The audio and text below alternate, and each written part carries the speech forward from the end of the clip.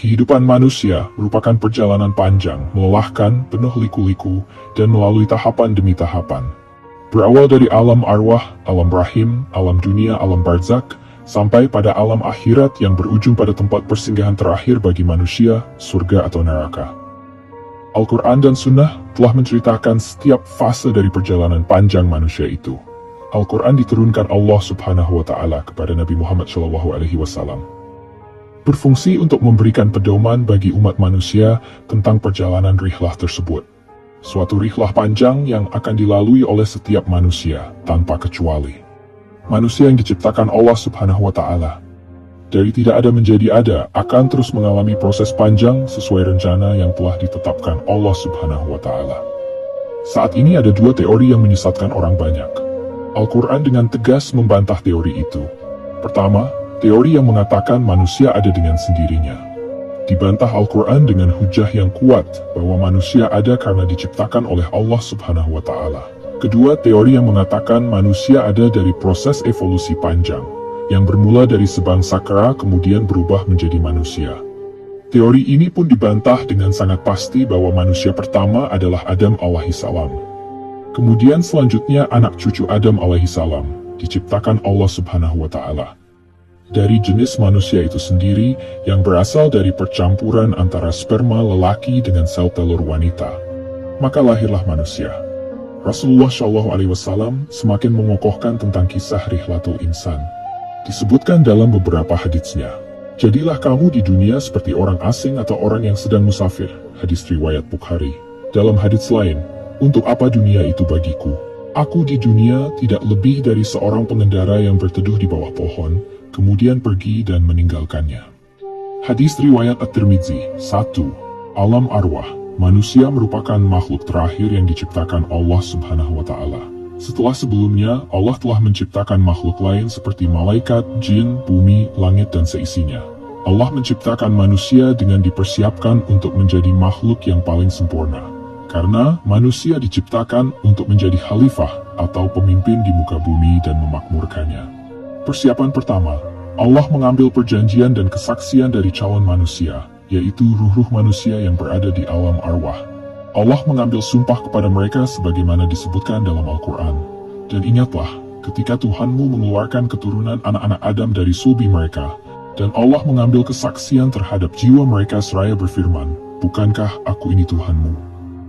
Mereka menjawab, betul engkau Tuhan kami menjadi saksi. Kami lakukan yang demikian itu agar di hari kiamat kamu tidak mengatakan, sesungguhnya kami Bani Adam adalah orang-orang yang lengah terhadap ini keesaan Tuhan. Surat Al-A'raf ayat 172. Dengan kesaksian dan perjanjian ini, maka seluruh manusia lahir ke dunia sudah memiliki nilai, yaitu nilai fitrah beriman kepada Allah dan agama yang lurus. Maka hadapkanlah wajahmu dengan lurus kepada agama Allah, tetaplah atas fitrah Allah yang telah menciptakan manusia menurut fitrah itu. Tidak ada perubahan pada fitrah Allah. Itulah agama yang lurus, tetapi kebanyakan manusia tidak mengetahui. Surah Ar-Rum ayat 30. Rasulullah SAW bersabda, setiap anak dilahirkan secara fitrah. Maka kedua orang tuanya yang menjadikan Yahudi atau Nasrani atau Majusi. Hadis riwayat Bukhari. 2. Alam rahim. Rihlah pertama yang akan dilalui manusia adalah kehidupan di alam rahim. 40 hari berupa nutfah, 40 hari berupa alakah atau gumpalan darah, dan 40 hari berupa mudghah atau gumpalan daging. Kemudian ditiupkan ruh dan jadilah janin yang sempurna. Setelah kurang lebih 9 bulan, maka lahirlah manusia ke dunia. Allah Subhanahu wa Ta'ala berfirman, hai manusia, jika kamu dalam keraguan tentang kebangkitan atau dari kubur, maka ketahuilah, sesungguhnya kami telah menjadikan kamu dari tanah, kemudian dari setetes mani, kemudian dari segumpal darah, kemudian dari segumpal daging yang sempurna kejadiannya dan yang tidak sempurna, agar kami jelaskan kepada kamu, dan kami tetapkan dalam rahim, apa yang kami kehendaki sampai waktu yang sudah ditentukan. Kemudian kami keluarkan kamu sebagai bayi. Kemudian dengan berangsur-angsur kamu sampailah kepada kedewasaan. Dan di antara kamu ada yang diwafatkan, dan ada pula di antara kamu yang dipanjangkan umurnya sampai pikun, supaya tidak mengetahui lagi sesuatu pun yang dahulunya telah diketahuinya. Dan kamu lihat bumi ini kering, Kemudian apabila telah kami turunkan air di atasnya, hiduplah bumi itu dan suburlah dan menumbuhkan berbagai macam tumbuh-tumbuhan yang indah. Surat Al-Hajj ayat 5. Rasulullah SAW bersabda, sesungguhnya seseorang dari kalian dikumpulkan penciptaannya di perut ibunya, 40 hari nutfah, kemudian alaqah selama hari yang sama, kemudian mudghah selama hari yang sama. Kemudian diutus baginya malaikat untuk meniupkan ruh dan ditetapkan 4 kalimat, ketetapan rizki, ajal, amal, dan sengsara atau bahagia. Hadis riwayat Bukhari dan Muslim. Seluruh manusia di dunia apapun, kondisi sosialnya diingatkan tentang awal kejadiannya yang berasal dari benda yang hina, yaitu sperma lelaki dan sel telur wanita. Manusia sebelumnya belum dikenal, belum memiliki kemuliaan dan kehormatan. Lalu apakah manusia akan bangga, congkak, dan sombong dengan kondisi sosial yang dialami sekarang jika mengetahui asal-muasal mereka? Setelah mencapai 6 bulan sampai 9 bulan atau lebih, dan persyaratan untuk hidup normal sudah lengkap, seperti indera akal dan hati, maka lahirlah manusia ke dunia dalam keadaan telanjang. Belum bisa apa-apa dan tidak memiliki apa-apa. 3. Alam dunia. Di dunia perjalanan manusia melalui proses panjang. Dari mulai bayi yang hanya minum air susu ibu, lalu tumbuh menjadi anak-anak, remaja dan balik. Selanjutnya menjadi dewasa, tua, dan diakhiri dengan meninggal. Proses ini tidak berjalan sama antara satu orang dengan yang lainnya. Kematian akan datang kapan saja, menjemput manusia, dan tidak mengenal usia. Sebagian meninggal saat masih bayi, sebagian lagi saat masa anak-anak, sebagian yang lain ketika sudah remaja dan dewasa, sebagian lainnya ketika sudah tua bahkan pikun. Di dunia inilah manusia bersama dengan jin mendapat taklif atau tugas dari Allah, yaitu ibadah. Dan dalam menjalani taklifnya di dunia, manusia dibatasi oleh 4 dimensi. Dimensi tempat, yaitu bumi sebagai tempat beribadah. Dimensi waktu, yaitu umur sebagai sebuah kesempatan atau target waktu beribadah. Dimensi potensi diri sebagai modal dalam beribadah. Dan dimensi pedoman hidup, yaitu ajaran Islam yang menjadi landasan amal. Allah Ta'ala telah melengkapi manusia dengan perangkat pedoman hidup, agar dalam menjalani hidupnya di muka bumi tidak tersesat. Allah telah mengutus Rasul-Nya, menurunkan wahyu Al-Quran dan hadits sebagai penjelas, agar manusia dapat mengaplikasikan pedoman itu secara jelas tanpa keraguan. Sayangnya, banyak yang menolak dan ingkar terhadap pedoman hidup tersebut. Banyak manusia lebih memperturutkan hawa nafsunya, ketimbang menjadikan Al-Quran sebagai petunjuk hidup. Akhirnya mereka sesat dan menyesatkan. Maka orang yang bijak adalah orang yang senantiasa mengukur keterbatasan-keterbatasan dirinya untuk sebuah produktivitas yang tinggi dan hasil yang membahagiakan. Orang-orang yang beriman adalah orang-orang yang senantiasa sadar bahwa detik-detik hidupnya adalah karya dan amal syalih. Kehidupannya di dunia sangat terbatas, sehingga tidak menyia-nyiakannya untuk hal-hal yang sepele, remeh, apalagi perbuatan yang dibenci atau makruh dan haram. Dunia dengan segala kesenangannya merupakan tempat ujian bagi manusia.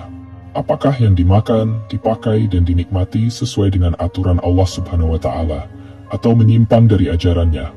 Apakah segala fasilitas yang diperoleh manusia dimanfaatkan sesuai perintah Allah atau tidak? Dunia merupakan medan ujian bagi manusia, bukan medan untuk pemuas kesenangan sesaat. Rasulullah SAW memberikan contoh bagaimana hidup di dunia. Ibnu Mas'ud menceritakan bahwa Rasulullah SAW tidur di atas tikar, ketika bangun ada bekasnya. Maka kami bertanya, wahai Rasulullah SAW, bagaimana kalau kami sediakan untukmu kasur? Rasulullah SAW bersabda, untuk apa kesenangan dunia itu? Hidup saya di dunia seperti seorang pengendara yang berteduh di bawah pohon, kemudian pergi dan meninggalkannya. Hadis riwayat At-Tirmidzi. Perjalanan hidup manusia di dunia akan berakhir dengan kematian. Semuanya akan mati, apakah itu pahlawan ataukah selebriti, orang beriman atau kafir, pemimpin atau rakyat, kaya atau miskin, tua atau muda, lelaki atau perempuan.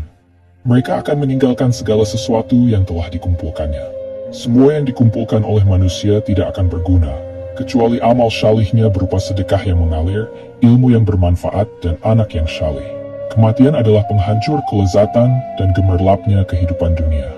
Kematian bukanlah akhir kesudahan manusia, bukan pula tempat istirahat yang panjang. Tetapi, kematian adalah akhir dari kehidupannya di dunia dengan segala yang telah dipersembahkannya dari amal perbuatan untuk kemudian melakukan rihlah atau perjalanan hidup berikutnya. Bagi orang beriman, kematian merupakan salah satu fase dalam kehidupan yang panjang. Batas akhir dari kehidupan dunia yang pendek, sementara melelahkan dan menyusahkan untuk menuju akhirat yang panjang, kekal, menyenangkan, dan membahagiakan. Di surga penuh dengan kenikmatan yang belum pernah dilihat oleh mata, didengar oleh telinga, dan belum terlintas oleh pikiran manusia. Sementara bagi orang kafir, berupaya menghindar dari kematian dan ingin hidup di dunia 1000 tahun lagi. Tetapi, sikap itu adalah sia-sia, utopia belaka, karena kematian pasti datang menjumpainya, suka atau tidak suka. 4. Alam Barzak. Fase berikutnya, manusia akan memasuki alam kubur atau alam barzak. Di sana mereka tinggal sendiri. Yang akan menemaninya adalah amal mereka sendiri. Kubur adalah taman dari taman-taman surga atau lembah dari lembah-lembah neraka. Manusia sudah akan mengetahui nasibnya ketika mereka berada di alam barzak. Apakah termasuk ahli surga atau ahli neraka? Jika seseorang menjadi penghuni surga, maka dibukakan baginya pintu surga setiap pagi dan sore. Hawa surga akan mereka rasakan. Sebaliknya, jika menjadi penghuni neraka, pintu neraka pun akan dibukakan untuknya setiap pagi dan sore, dan dia akan merasakan hawa panasnya neraka. Al-Bara bin Azib menceritakan hadits yang panjang yang diriwayat Imam Ahmad tentang perjalanan seseorang setelah kematian. Seorang mukmin yang akan meninggal dunia disambut ceria oleh malaikat dengan membawa kafan surga. Kemudian datang malaikat maut duduk di atas kepalanya dan memerintahkan ruh yang baik untuk keluar dari jasadnya. Selanjutnya disambut oleh malaikat dan ditempatkan di kain kafan surga dan diangkat ke langit. Penduduk langit dari kalangan malaikat menyambutnya sampai di langit terakhir bertemu Allah, dan Allah memerintahkan pada malaikat, "Catatlah kitab hambaku ke dalam Iliin dan kembalikan ke dunia." Maka dikembalikan lagi ruh itu ke jasadnya, dan datanglah dua malaikat yang bertanya, "Siapa Tuhanmu? Apa agamamu? Siapa laki yang diutus kepadamu? Siapa yang mengajarimu?" Hamba yang beriman itu dapat menjawab dengan baik. Maka kemudian diberi alas dari surga, mendapat kenikmatan di kubur dengan selalu dibukakan baginya pintu surga, dilapangkan kuburnya, dan mendapat teman yang baik dengan wajah yang baik, pakaian yang baik, dan aroma yang baik. Lelaki itu adalah amal perbuatannya. 5. Alam akhirat atau hari akhir. Dan rihlah berikutnya adalah kehidupan di hari akhir dengan segala rinciannya. Kehidupan hari akhir didahului dengan terjadinya kiamat, berupa kerusakan total seluruh alam semesta. Peristiwa setelah kiamat adalah mahsyar, yaitu seluruh manusia, dari mulai Nabi Adam alaihissalam sampai manusia terakhir dikumpulkan dalam satu tempat. Di sana manusia dikumpulkan dalam keadaan tidak beralas kaki, telanjang, dan belum dihitan. Saat itu matahari sangat dekat jaraknya, sekitar 1 mil, sehingga mengalirlah keringat dari tubuh manusia sesuai dengan amalnya. Ada yang sampai pergelangan kaki, ada yang sampai lutut, ada yang sampai pusar, ada yang sampai dada, bahkan banyak yang tenggelam dengan keringatnya. Dalam kondisi yang berat ini, manusia berbondong-bondong mendatangi para nabi untuk meminta pertolongan dari kesulitan yang maha berat itu. Tetapi semuanya tidak ada yang dapat menolong. Dan terakhir, hanya Rasulullah Shallallahu Alaihi Wasallam yang dapat menolong mereka dari kesulitan mahsyar. Rasulullah Shallallahu Alaihi Wasallam sujud di hariban Allah Subhanahu Wa Taala di bawah arasi dengan memuji-mujinya. Kemudian Allah Subhanahu Wa Taala berfirman, "Tegakkan kepalamu, mintalah niscaya dikabulkan. Mintalah syafaat pasti diberikan." Kemudian Rasulullah Shallallahu Alaihi Wasallam mengangkat kepalanya dan berkata, "Ya Rabb umatku." Dan dikabulkanlah pertolongan tersebut, dan selesailah mahsyar untuk kemudian melalui proses berikutnya. Peristiwa berikutnya adalah hisab atau hari perhitungan amal dan mizan atau timbangan amal bagi manusia. Ada yang mendapatkan proses hisab dengan cara susah payah karena dilakukan dengan sangat teliti dan rinci. Sebagian yang lain mendapatkan hisab yang mudah dan hanya sekadar formalitas. Bahkan sebagian kecil dari orang beriman bebas hisab. Di antara pertanyaan yang akan diberikan pada manusia di hari hisab terkait dengan masalah prinsip dalam hidupnya. Rasulullah SAW bersabda, "Tidak akan melangkah kaki anak Adam di hari kiamat sehingga ditanya 5 hal di sisi Allah, tentang umurnya untuk apa dihabiskan, tentang masa mudanya untuk apa digunakan, tentang hartanya, dari mana mencarinya, dan kemana menginfakkannya, dan apa yang diamalkan dari ilmunya." Hadis riwayat At-Tirmidzi. Di masa ini juga dilakukan proses kishash, orang yang dizalimi mengkishash orang yang menzalimi. Kejadian selanjutnya manusia harus melalui Syirath, yaitu sebuah jembatan yang sangat tipis dan mengerikan karena di bawahnya neraka jahanam. Secerca semua mani jembatan ini, justru mulai yang awal pengen akhir. Syirath yang lebih tipis dari rambut, lebih tajam dari pedang, dan terdapat banyak kalajengking lain. Kemampuan manusia melewati jembatan itu sesuai dengan amalnya di dunia. Ada yang lewat dengan cepat, seperti kecepatan kilat, ada yang lewat seperti kecepatan angin, ada yang lewat seperti kecepatan burung, tetapi banyak juga yang berjalan merangkak. Bahkan mayoritas manusia jatuh ke neraka jahanam. Bagi orang-orang yang beriman, akan minum telaga Rasulullah Shallallahu Alaihi Wasallam yang disebut Al-Kautsar.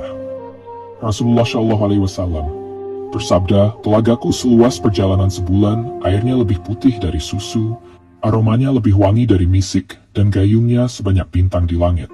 Siapa yang meminumnya, maka tidak akan pernah haus selamanya." Muttafaqun alaihi, surga dan neraka. Pada fase yang terakhir dari rihlah manusia di hari akhir adalah sebagian mereka masuk surga dan sebagian masuk neraka. Surga, tempat orang-orang bertakwa, dan neraka, tempat orang-orang kafir. Kedua tempat tersebut sekarang sudah ada dan disediakan. Bahkan, surga sudah rindu pada penghuninya untuk siap menyambut dengan sebaik-baiknya sambutan. Neraka pun sudah rindu dengan penghuninya dan siap menyambut dengan hidangan neraka. Al-Quran dan Sunnah telah menceritakan surga dan neraka secara detail. Penyebutan ini agar menjadi pelajaran bagi kehidupan manusia tentang persinggahan akhir yang akan mereka diami. Orang-orang kafir, baik dari kalangan Yahudi, Nasrani maupun orang-orang musyrik, jika meninggal dunia dan tidak bertobat, maka tempatnya adalah neraka. Neraka yang penuh dengan siksaan. Percikan apinya jika ditaruh di dunia dapat membakar semua penghuni dunia. Minuman penghuni neraka adalah nanah dan makanannya zakum atau buah berduri. Manusia di sana tidak hidup karena penderitaan yang luar biasa, dan juga tidak mati karena jika mati akan hilang penderitaannya. Di neraka manusia itu kekal abadi. Orang-orang beriman akan mendapatkan surga dan kain sutra karena kesabaran mereka. Dalam surga mereka duduk-duduk bersandar di atas dipan, tidak merasakan panas teriknya matahari dan dingin yang sangat. Mereka dinaungi pohon-pohon surga dan buahnya sangat mudah untuk dipetik. Mereka juga mendapatkan bejana-bejana dari perak dan piala-piala minuman yang sangat bening. Mereka akan minum minuman surga yang rasanya sangat nikmat, seperti minuman jahe yang didatangkan dari mata air surga bernama salsabila. Di surga juga ada banyak sungai yang berisi beraneka macam minuman, sungai mata air yang jernih, sungai susu, sungai khamr, dan sungai madu. Penghuni surga akan dilayani oleh anak-anak muda yang jika dilihat sangat indah, bagaikan mutiara yang bertaburan. Surga yang penuh dengan kenikmatan dan kerajaan yang besar.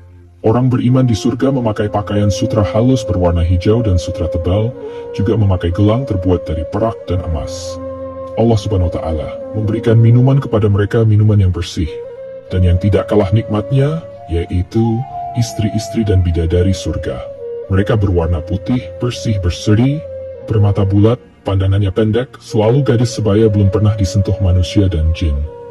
Buah dadanya montok dan segar, tidak mengalami haid, nifas, dan buang kotoran. Puncak dari semua kenikmatan di surga adalah melihat Sang Pencipta Allah yang maha indah, sempurna, dan perkasa. Sebagaimana manusia dapat melihat bulan secara serentak, begitu juga manusia akan memandang Allah secara serentak. Indah, mempesona, takzim, dan suci. Allahu Akbar. Allah akan memasukkan hambanya ke dalam surga dengan rahmatnya, dan surga adalah puncak dari rahmatnya.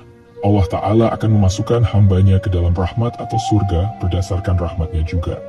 Disebutkan dalam hadits syahih, sesungguhnya Allah Ta'ala memiliki 100 rahmat. Diturunkan ke dunia 1 rahmat untuk jin, manusia, dan binatang. Dengan itu mereka saling simpati dan kasih sayang. Dengan 1 rahmat itu pula binatang buas menyayangi anaknya. Dan Allah Subhanahu wa Ta'ala menyimpan 99 rahmat bagi hambanya di hari kiamat. Muttafaqun alaihi. Maka sejatinya nikmat surga itu jauh dari apa yang dibayangkan manusia. Rasulullah Shallallahu Alaihi Wasallam bersabda, Allah Subhanahu wa Ta'ala berkata, "Aku telah siapkan bagi hambaku yang syalih, sesuatu yang belum dilihat mata, belum didengar telinga, dan belum terlintas pada hati manusia." Atau muttafaqun alaihi. Apakah akan kita hanya berpuas diri dengan mengejar 1 rahmat Allah yang dibagi-bagi untuk seluruh penduduk dunia, sementara kita melalaikan 99 rahmat yang tersisa? Semoga kita termasuk dari sedikit orang yang berpikir. Amin.